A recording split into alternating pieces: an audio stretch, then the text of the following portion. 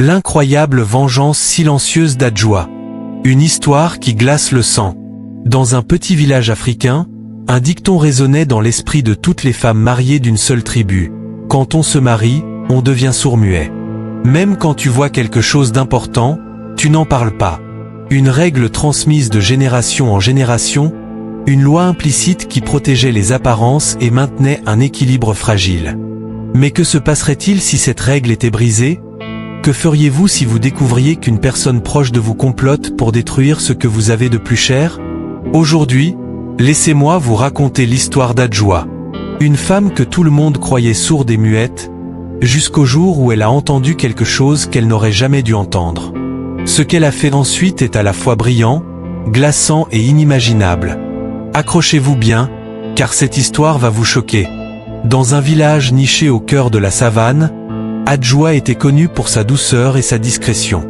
Elle était respectueuse des traditions et ne parlait que lorsqu'il était nécessaire. Quand elle épousa un homme influent, elle savait qu'elle ne serait pas la seule épouse.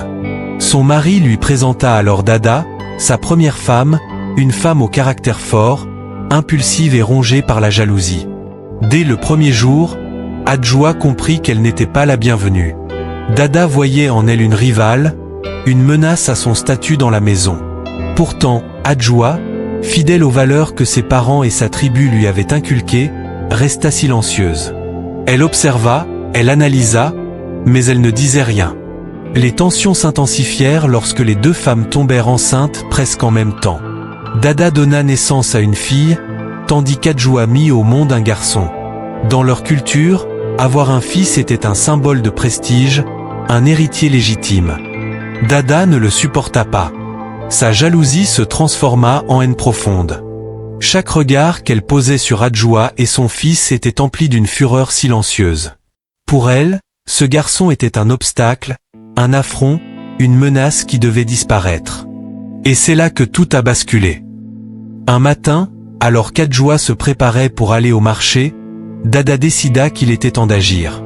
Elle s'approcha d'Adjoua, et pensant qu'elle était sourde et muette, lui murmura à l'oreille avec un sourire cruel, « Quand tu reviendras, ton fils sera déjà dans l'eau chaude. » Une phrase simple, mais chargée d'une horreur innommable.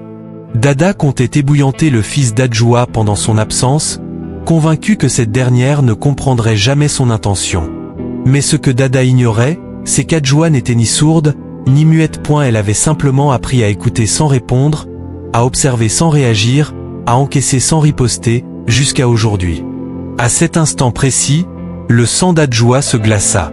Son cœur battait à tout rompre, mais son visage resta impassible. Elle fit semblant de ne rien avoir entendu. Mais dans son esprit, un plan machiavélique se mit en place. Avant de partir, Adjoua entra dans la chambre des bébés. Son fils dormait paisiblement à côté de la fille de Dada. Elle savait qu'elle n'avait que quelques minutes. Avec une rapidité et une précision incroyables, elle échangea les bébés. Elle plaça son fils dans le lit de Dada, sous les couvertures, et installa la fille de Dada dans son propre lit. Puis, calmement, elle quitta la maison en direction du marché. Dada, elle, jubilait. Elle n'attendait qu'une chose, voir Adjoua souffrir. Sans perdre de temps, elle entra dans la chambre, et sans même jeter un regard attentif au bébé qui dormait, elle le prit dans ses bras et le plongea dans l'eau bouillante. Un hurlement strident déchira l'air. Le hurlement d'un enfant, le hurlement qui figea le sang de toutes les personnes présentes dans la maison. Mais Dada ne comprit son erreur fatale qu'en voyant les traits du bébé. Ce n'était pas le fils d'Adjoua. C'était sa propre fille. Un silence terrible tomba sur la maison. Une douleur indescriptible la transperça lorsqu'elle réalisa l'atrocité qu'elle venait de commettre de ses propres mains. Elle s'effondra au sol, hurlant de douleur et de désespoir. Quand Adjoua revint du marché, elle trouva Dada en larmes, secoué par des cris de détresse, son monde anéanti. Elle s'avança lentement, posa son panier et observa la scène. Sans un mot, elle marcha vers la chambre, prit son fils sain et sauf, et le serra contre elle. Puis, pour la première fois de sa vie, elle parla. D'une voix douce, calme et pourtant tranchante comme une lame, elle murmura à Dada, « Quand on se marie, on devient sourd-muet. Mais cela ne signifie pas que l'on est aveugle. Elle quitta la pièce en silence, laissant Dada seule face aux conséquences de son propre crime. Le village entier apprit bientôt ce qui s'était passé. Dada fut rejetée par la communauté.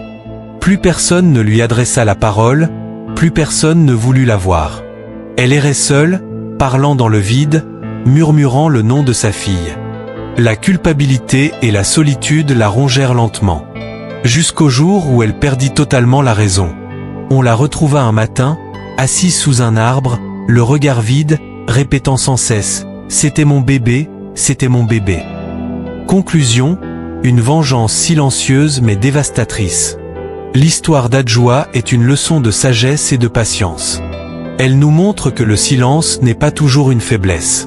Parfois, il est la plus grande des forces. Alors, dites-moi, que auriez-vous fait à la place d'Adjoa ? Laissez votre avis en commentaire et n'oubliez pas de lâcher un pouce bleu, de vous abonner et d'activer la cloche de notification pour d'autres histoires magistrales comme celle-ci à venir.